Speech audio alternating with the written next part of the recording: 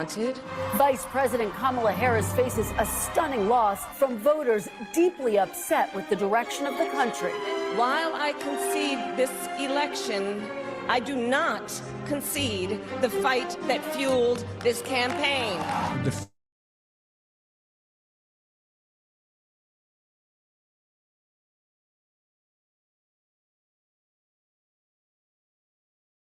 Republicans regain control of the Senate and fight to keep their majority in the House. How will the GOP implement Trump's agenda on Capitol Hill? My guest this morning, Republican Senator John Barrasso of Wyoming and Independent Senator Bernie Sanders of Vermont. Joining me for insight and analysis are NBC News senior Capitol Hill correspondent Garrett Haake, Amy Walter, editor-in-chief of the Cook Political Report, Ramesh Ponnuru of National Review, and Maria Teresa Kumar, president of Voto Latino. Welcome to Sunday. It's Meet the Press. From NBC News in Washington, the longest-running show in television history, this is Meet the Press with Kristen Welker. Good Sunday morning. President-elect Donald Trump is now returning to the White House after an historic political realignment. Mr. Trump swept all 7 battleground states after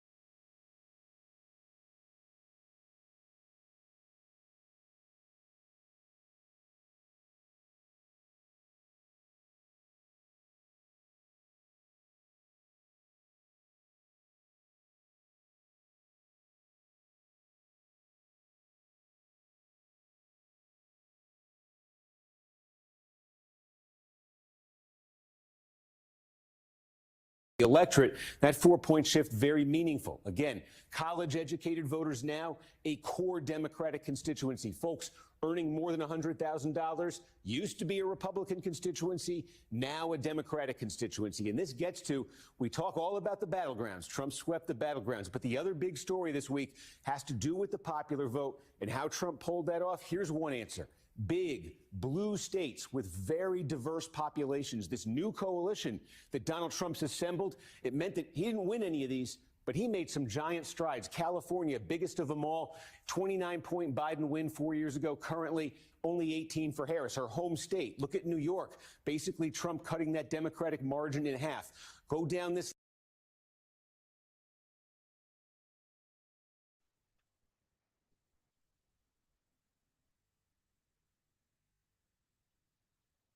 list and look inside those states and you'll see it. Blue collar areas, cities, metro areas with large Hispanic populations, that's where Trump made his big gains there.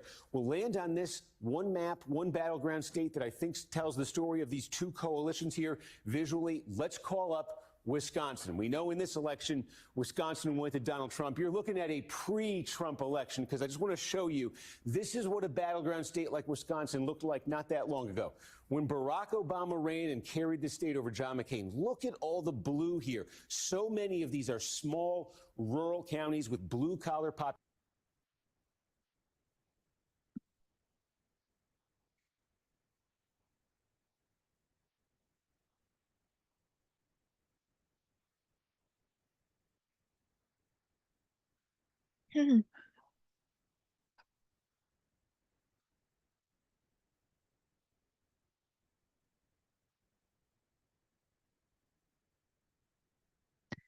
Data caption language，试一下数。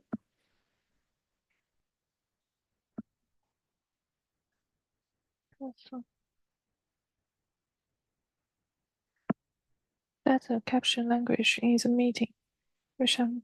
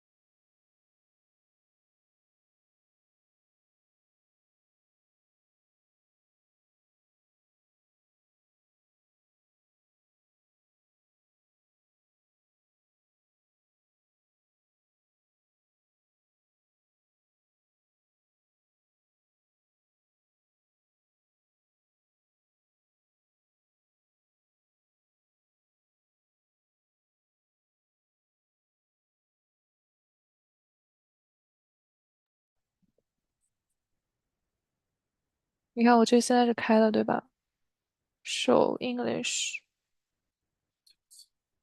我在想哪里？别人说话吗？我不知道呀。别人不应该呀，我自己说话，我是一个 host 呀。别人说，你能加一下？你能帮我加一下这个会？够环境。哎。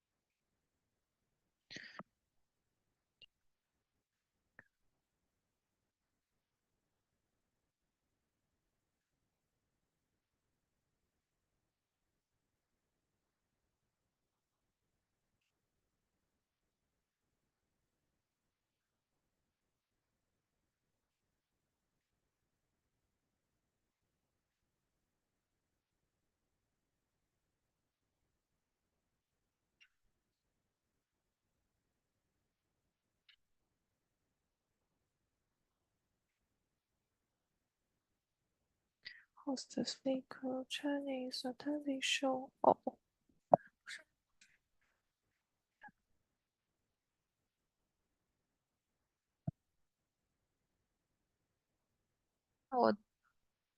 那我那我自己起一个会也行，我再起个会。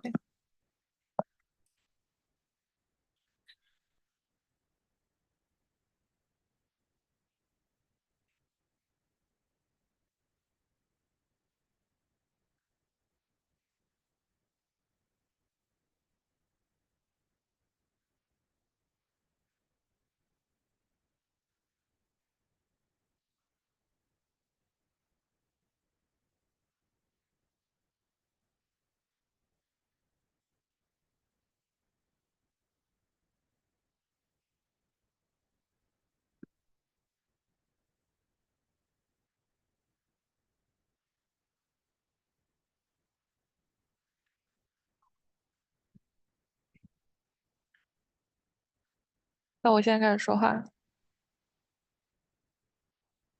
我放一个视频吧。Populations, Barack Obama could sweep almost all these counties. Democrats were competitive here. Take a look at this map, and I'm going to call up what just happened this week. All that blue has become, look at all that red. All of those blue-collar areas with Donald Trump as the Republican leader for the last 8 years have moved this dramatically to the Republicans, and it's left the Democrats relying more than ever on areas like Madison, Wisconsin, Milwaukee County, areas that have large populations of voters with college degrees, of higher income voters, of progressive voters. And in this election, Kristen, it just wasn't enough for the Democrats to lean on that when they've lost so much ground with blue-collar voters elsewhere. Steve, it is just striking to look at that map of Wisconsin and frankly all the results that you laid out. 我现在开始说话，这 Now 样 look, the results 应该也没有 they're 字幕。 not going to change. It is worth noting there is still counting going on. Yeah, I mean, if you remember from 2020, it took about a month till we got all the national popular vote. And let me just show you, nationally here, one thing we're waiting on big. We know California is a Harris state, but as I said, still some votes to come. 75% is in. That means there are millions more votes just from California. And there are other states like this. A lot of it has to do with vote by mail, those ballots taking a long time for some of these states. So when you look at where the current popular vote stands, you've got 我现在开始说话。 probably another 10 million or so, when all is said and done, are going to be added to this. 现在说话 This has 是有 been a 字幕 story 的 for a 吗？ while in states like California. They take a very long time. All right, 好 we'll keep 像 an eye 需要 on it. 也 I know you'll continue 我 to 不需 stay 要 on 说 top of 英 every 英文 vote. 吧 Thank you so much. You got it.？Thank you 应 so 该不喜欢。你 much. 说英 And 文是 joining 什 me 么？ now is the Senate Thank you so Republican much. Conference Chair John Barrasso 英 of 没有 Wyoming, No. who is poised to be the next Republican whip. Senator Barrasso, welcome back to Meet the Press.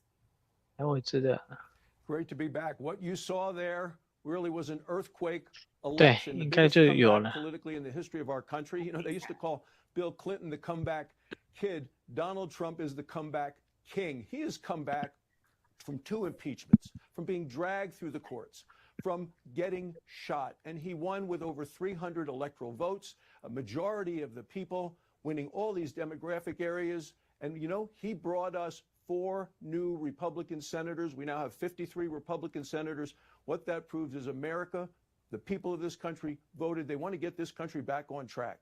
And we should note NBC News still hasn't called Arizona or Pennsylvania, but let's talk about the earthquake because Republicans do control the Senate, Senator. So talk to me about how you see this. How do you think and what do you think the Senate Republican mandate is?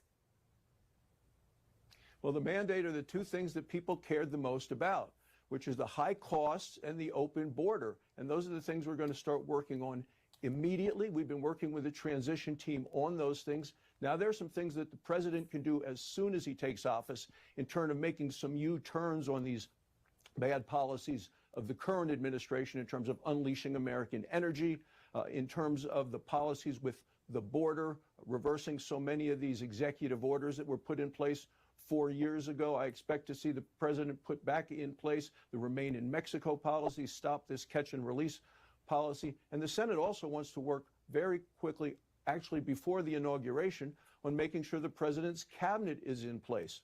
We're going to have hearings and votes so that on day 1, January 20th, when the president takes over, he's going to have as much of the cabinet in place as we can get. And he met huge resistance in 2016 and when he was inaugurated in 2017 with getting his cabinet in place. What I'm hoping is that as a result of this huge landslide victory, that we get a little more cooperation